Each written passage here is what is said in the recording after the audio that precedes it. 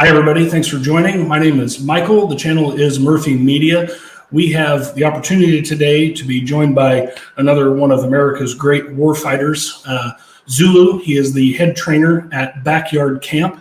So we are very appreciative of the time and the effort that this has taken to get this done. We did a little back and forth the last couple of days. So being able to sit down and touch base with you and delve into your background, your story, and what you guys are up to is it's a great honor. So I appreciate you taking the time.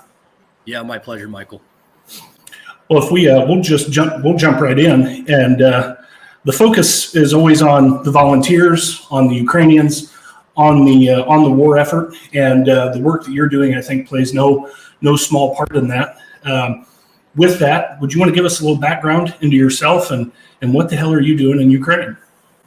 Yeah. So my background, I was in the Marine Corps for 6 years, infantry, deployed to Afghanistan twice, and then got out and did every job under the sun, from being an arborist to like insurance sales, just kind of trying to find my niche. But I've always liked teaching. And when the war happened, I remember following it really closely for the first 2 or 3 months, and just seeing all the horrible stuff that was going on, and the resiliency of the Ukrainian armed forces. And I was like, you know what, I'm gonna go to Ukraine. And I knew they'd formed an international legion, so I was like, I'm gonna go fight, gonna go help these guys win their fight. That's kind of my background and I guess motivation for being here. Excellent. And as far as your service with the Legion, were there any highlights of that? I've talked with several people that have served in the Legion. One gentleman, Troy Offenbecker, who we talked about a little bit ago, who has done some work with you guys. Great dude. He's kind of taken me under his wing and lets me harass him whenever. So shout out to him. Nice. But is there anything? Yep, take your time. Is there anything during that time that really stuck out to you that I want to provide as much context to people here in the States or people in the West that would tune into this? Yeah. It's hard for me to talk about the Legion and put it in a favorable light. The guys that I worked with were excellent dudes. Our team was composed mostly of Marines, and all the guys, like Troy's guys from Black Team, international from all over the world, excellent dudes, super competent, capable warfighters. But the Legion, and maybe it's changed now, maybe it's gotten better, but was extremely disorganized, very low level of capable leadership.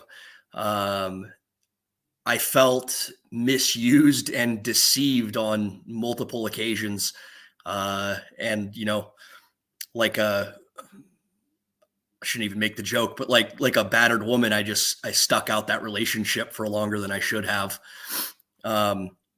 So it was tough. It was a really difficult year of my life, wanting to be there, wanting to make a difference, not getting the operations that we wanted to push through, seeing poor planning and bad operations run through, and getting preference and play. Yeah, it was rough. And that's kind of I've heard that from several of the guys that I've talked with, where they're going out in small teams with little to almost no intelligence on the operations that they're running into Russian armor, running into better equipped units, and you'll be able to speak to this a little bit more. Can you lay out the difference in battlefield intelligence, or lack thereof, from the United States military standpoint to what you experienced in the Legion? Yeah. So yeah, the intelligence, I don't know what the intelligence gathering process for them looks like specifically, other than I know they utilize drones for aerial recon to gather that information. But I think one of the biggest problems that I saw was just the disjointedness and the lack of communication between friendly units, where we could have had a more cohesive picture of what the battle space looked like, but nobody was talking to each other. So yeah, I mean, the thing is I know that I can only speak to the Legion. There are Americans there with intelligence backgrounds aiding and assisting these guys in their information gathering process. I don't think that like the gathering of intel was necessarily the issue, but maybe getting passed down to us in a clear manner what was most pertinent. That didn't seem to happen all that often. We have map software out here, much like ATACs and stuff like that we use in the States.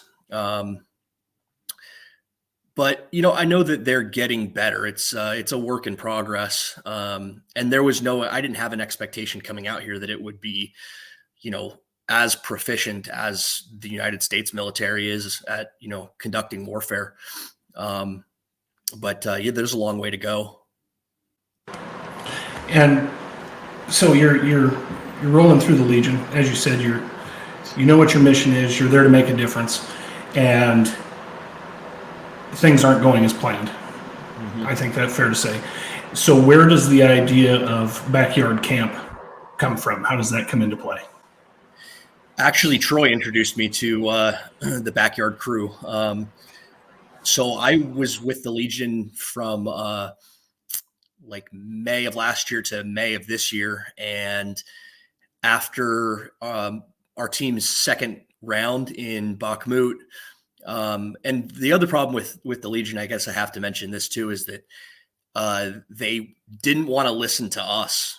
We would consistently give good advice on how we thought a mission should go or how we could pivot an operation, and they're like, no, stay the bad course. So that happened, enough times, and I was like, me and it's like 3 other guys just refused to do this one particular mission.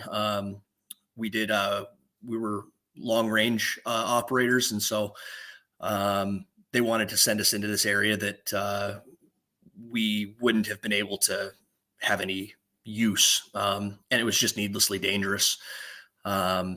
So we refused an operation, and they decided I was the ringleader of that descent, and told me I had to leave. And so I was like, cool, see ya.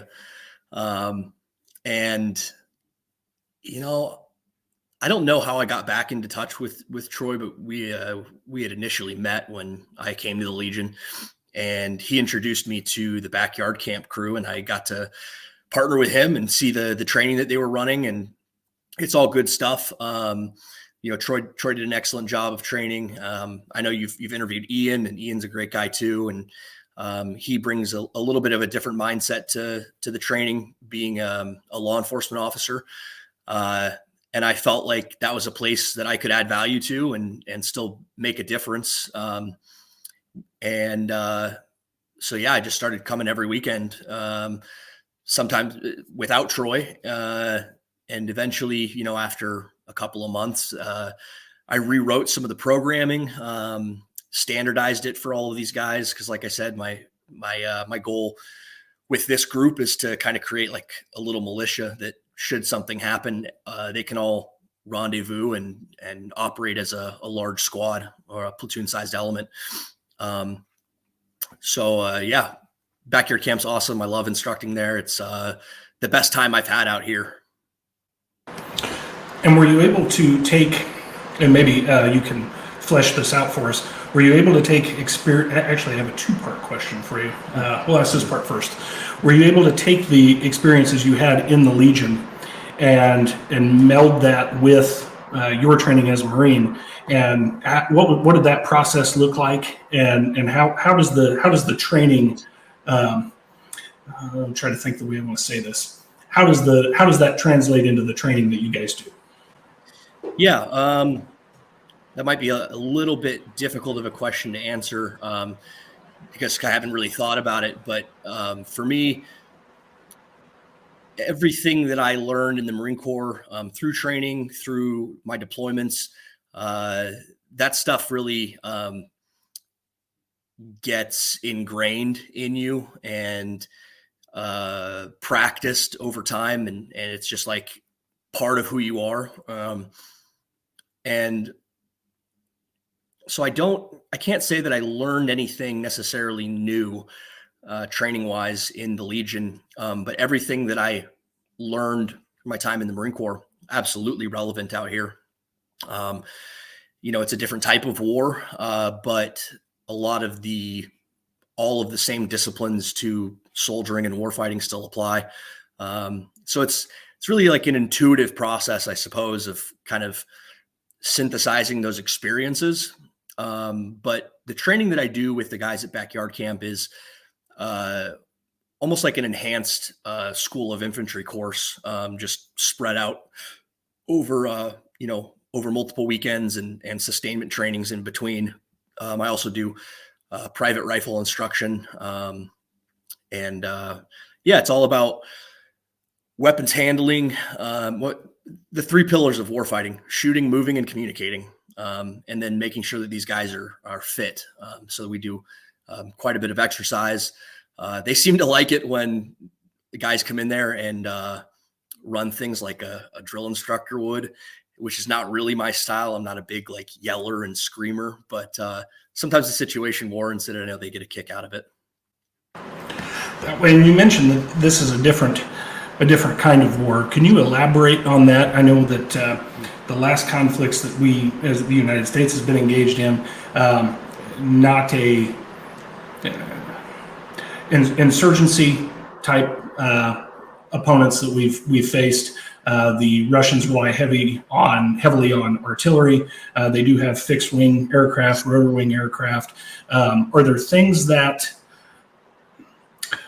there elements of the training that are directed towards combating that, towards defending against that? What does that look like? I don't really go into much of that with these students. But what it looks like is basically just highly disciplined field craft. Like you just have to be even better at the fundamental stuff. When I was out there, I've encountered armor, so tanks, trenches, drones, you name it, artillery. None of that stuff was a threat. None of it was capabilities that our enemies even possessed in those, global war on terror conflicts. So that was sort of an adjustment for me. But yeah, I would always carry out. I was heavy. I would say that I was always carrying a ruck, always jam packed full with like all of the implements that you need to kind of stay safe with these threats. So thermal blankets to mask your heat signature. The Russians have thermal and night vision capability. So having good light and noise discipline at night. Trenches make it really hard. It's kind of a regression back to old conflicts, and trench warfare it takes away some of that edge that you have when you're like a highly proficient operator, where it's like there's nothing you can do about a trench. You have to assault the trench, and there's different ways to do that, to try and sneak up on the trench, but the trench is there and the trench has to be navigated. So all of that is a little bit different. Artillery sucks, but it's one of those things where it's like, hey, it's either yours or it isn't. And if it's not, keep your face on the gun. Tanks by far, for me, suck the worst. Like nothing is more terrifying than the sound of like a tank round coming in and hitting close to your position. It's just like, makes your teeth float. And going back just a little bit, you were talking about top level command when you were with the Legion, and that's a complaint that I've heard a lot of. When and I know that's not you're being honest. We never want to bag too hard on anybody, but I think giving that honest perspective to people here at home, our boys are over there on their own time, taking their time. This is an important mission, so honesty is important. Was it kind of that top down? I've heard glory seeking, and I don't want to put words in your mouth. So if I overstep, that's on me. But was it kind of that glory seeking, boosting of particular units, old Soviet style top down command that you were running into? Just curious. I don't know so much about like glory seeking. There may be a little bit of that because some of these guys I know. And just like the U.S. military, this is their career, and they have to make certain people happy, or they won't get what they want down the road. And I think that's more what it came down to. Definitely still stuck in like that Soviet style leadership and mindset. But I think there was a lot of like, well, we have to do this. I have to tell these guys to do this. We have to accomplish this objective, because if we don't, the guy above me is going to be really pissed at me. And then you add on top of that, like the element of like, this is like my life, my job, my career, my reputation. And if the guy above me doesn't like me, in the future, if this war is ever over, like I'm not going anywhere, type of thing. So, there was that. And, obviously as a member of a military, you don't always, if rarely, agree with all of the decisions that command makes, but there's supposed to be an element there where that even if command has to send you on a dangerous mission, that there's a reason for that mission, that they've considered all the possible alternatives, different ways of accomplishing the objective. And I didn't get the sense that was the case with these guys. Like I said, the planning process was so poor and so circular. They'd spend months planning an operation, changing it week by week. And, we're doing different iterations of training to simulate these upcoming missions. And then it changes. And so it's like, we just wasted all of that training time, training for like the thing that we weren't going to do. I think it felt like they didn't give enough credence or care enough about the teams and what we were potentially, how they were potentially using us. Cause we're all in the Legion, a large percentage of us are Americans, and almost everybody has some form of combat experience, which, for these guys, unless they were directly involved in combat in a meaningful way, back in 2014, like this is their first conflict. And so, there were better uses for our teams, and better missions, but it just wasn't the case. So in terms of people that you're bringing in, as you said, unless they were involved from 2014 to this period, this will be their first conflict. The people that come in, the Ukrainians that come in to utilize backyard camp, quality and capability. What are you seeing as they come in when you're training them? What's their readiness level? Is there a readiness level? Kind of flesh that out for us. Yeah. So the really cool thing about backyard camp is that it's actually mostly civilians, professionals in their space. A lot of IT guys, from programmers to developers and stuff like that. which I like working with these guys. These intellectual types tend to look at training the same way that I do, and I take a very methodical and systematic approach to how I break things down.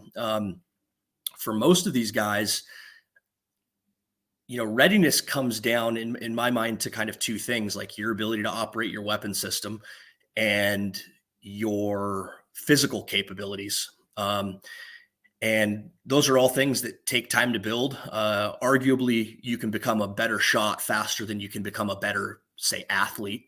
But I have absolutely seen an improvement, massive improvement in these guys that come every weekend and train with me on both their ability to operate the AR rifle platform and be physically fit. And is that that's pretty well been the consensus? I know that we're seeing different platforms. Was it the Czech Republic has just okayed the Bren 2 to start being their version of the Bren 2 to start making its way in? Is that primarily what you're seeing as the AK platforms? I never used an AK when I came out here. I think so. I've said all this disparaging stuff about the Legion, but the ironic part is I think that the Legion is still probably the best place for an international fighter, somebody with combat experience to go, next to maybe like SSO, in terms of the quality of life that you can expect and the quality of equipment that you can expect. And so the first weapon system that I got when I came out here, most everybody stops off at a training camp that was in Western Ukraine. And you hang out there for a month, do some we'll say recomposition training and get issued a weapon, and then, go to Kyiv and wait for a unit to select you. That process, felt clunky as well. Maybe it's been, streamlined a little bit, but the first weapon system that I got was the Scar Light platform. I hated it. I'm pretty picky with the weapons that I like. It's not to say that you can't use a Scar and it doesn't do everything you need it to do most of the time. But yeah, for a handful of reasons, didn't like that. But there's a lot of Scars out here. There's a lot of CZ Bren 2s. That was the second weapon system that I was issued. So those have been here for months at this point, half a year or more. And the Bren 2 is, I think, a better weapon system than the Scar. My one bone to pick with the Bren is the recoil is pretty incredible on it. So there's a lot of muzzle rise just based on the way that the rifle is built.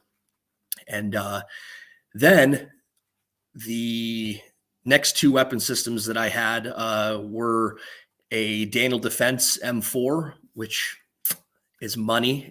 I think it's one of the best stock rifles that you can get on the market. The direct impingement system in there makes the recoil so low. It's a freaking tack driver.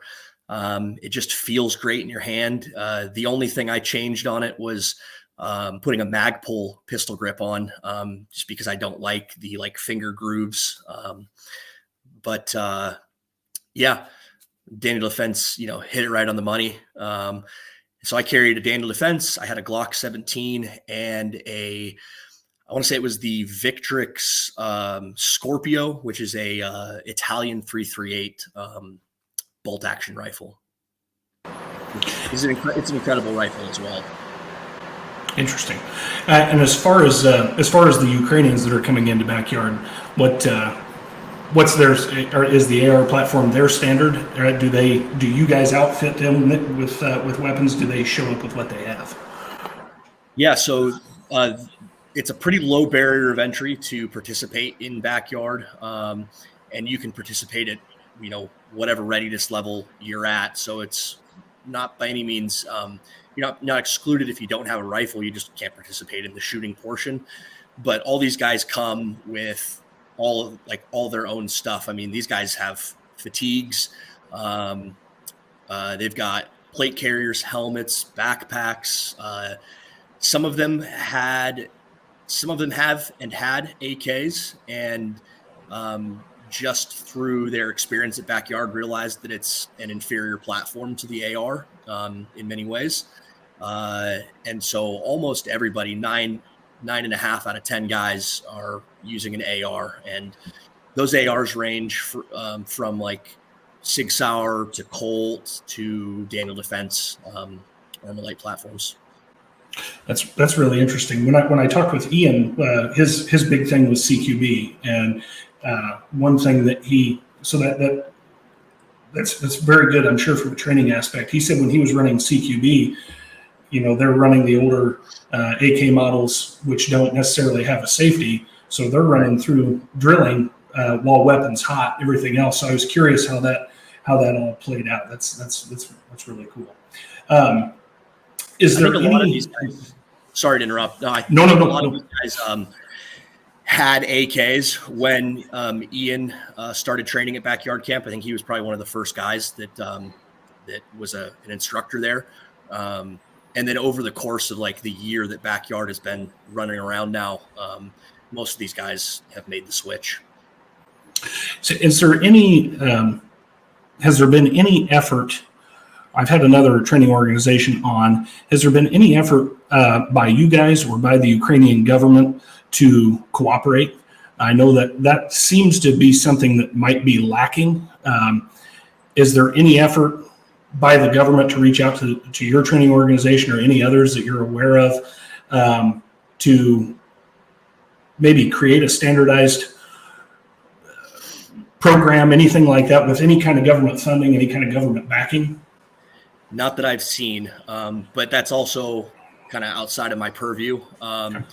There are some guys that I train at Backyard. There's some, like one of the guys that runs Backyard is a military guy. And so I think that, the training that everybody's getting out there is making its way back to the military. There's, a lot of internal changes in training that are being made just by having Westerners in different military units here, but not that I'm aware of. And I think that could be super useful, but also like a really hard thing to pull off at this stage in the game. So, yeah. Is there benefit to it being as, with different training organizations going on, is there benefit to it being as disintermediated as it is? As what? Sorry? How would I say this? Not being more independent, not controlled and localized, where you have these different training organizations. Do you see any benefit to that?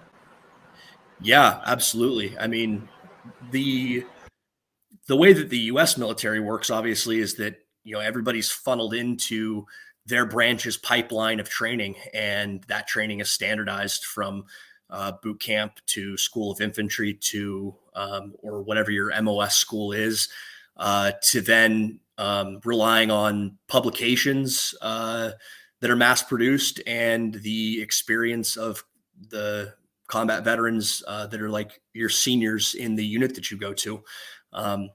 And we see the benefit of that standardization, not just in like the individual ability to operate, but as well as developing leadership and creating that like next level of leadership, that next generation to come up when guys inevitably end their time in active service. So I think that there could be a huge benefit there for the Ukrainian militaries to restructure and standardize all of that training. As far as it goes at Backyard Camp, I mean, I think it's nice not having any government involvement, because that always just muddies the water. Kind of takes the fun out of the job. Yeah. Well, we make it to bring this back to the United States, we see the dysfunction of our own government sometimes, and well, I'm sure being free from that kind of a yoke or those kind of reins has its perks and benefits for sure. Is there anything about the training, anything about backyard, anything that you do that we haven't communicated that you want folks to know about, that I think maybe a lot of this is glossed over. This kind of stuff, the work that you're doing, it doesn't make CNN, it doesn't make Fox News. People don't talk about this stuff. It's weapon systems, it's dollars and cents, but you're working with these people on a daily basis. What can you tell us, I guess, about the Ukrainians and our own service members, the connections that are being made that makes this worth it? Why is this Zulu's fight? Why is this Troy's fight? Why is this Ian's fight? Why are you guys doing what you're doing? Yeah, it's a good question.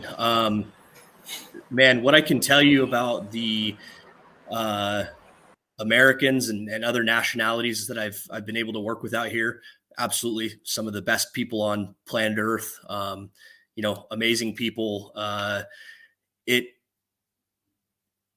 takes a certain type of value system to make the decision to come out here and aid these guys in the way that a lot of foreign international fighters have. So you connect with everybody automatically on that level.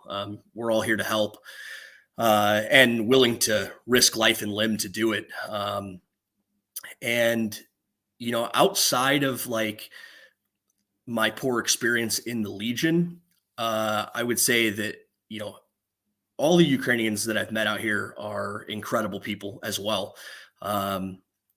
Some of my best friends, and I hope to remain friends with these guys long after I leave this country. Man, they just want their own country. They just want their freedom. And I vibe with that. Like, what higher human ideal is there than to be free and live your life how you choose to live it? So, no, I think that hits the nail on the head, and I think that as a pair of Americans, going back and forth with each other, we sometimes get lost in that. America's the indispensable country, these different things. But when this started, to go back a few years, we had a little help ourselves. So the French, the Spanish, the Poles, Germans, they all came over and they trained our troops. They taught us modern warfare in that time. So what you're doing, and the before mentioned gentleman, that's, I don't know if it's a way of historically giving back or what it is, but the American experience, I think, the Western experience, I think you guys are enhancing that. I think that you are making it available and ensuring it. And if you had a message, I have some people that follow the account that are in the Ukrainian Rada. I've had some communication with some U.S. politicians at varying levels. If you had a message yourself as a combat vet, United States Marine, someone that's training in Ukraine, what message do you want to drive home to these folks?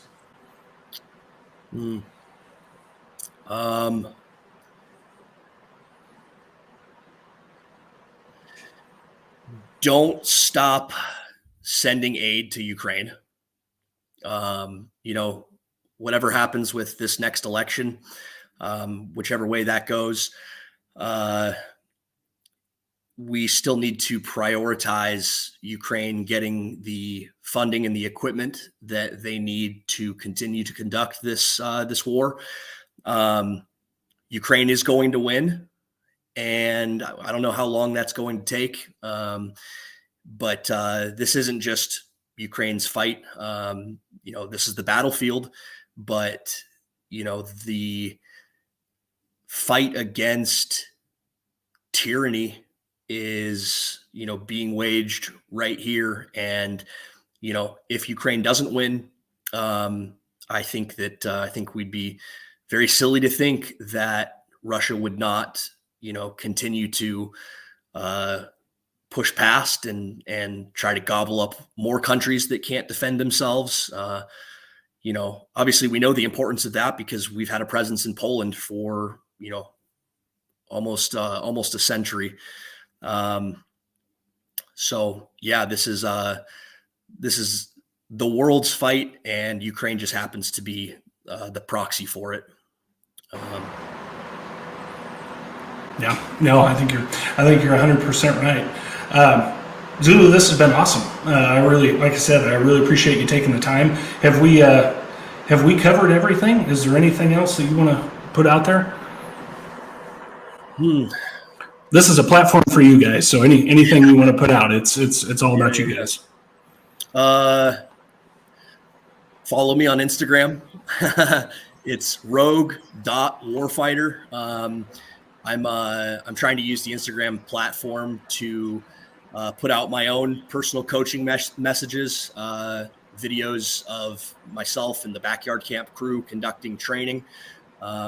And it's not going to stop here. We're gonna continue to train, potentially open up more training organizations, and as we were talking about, sort of standardize those. Try to get as many people involved in that process as possible.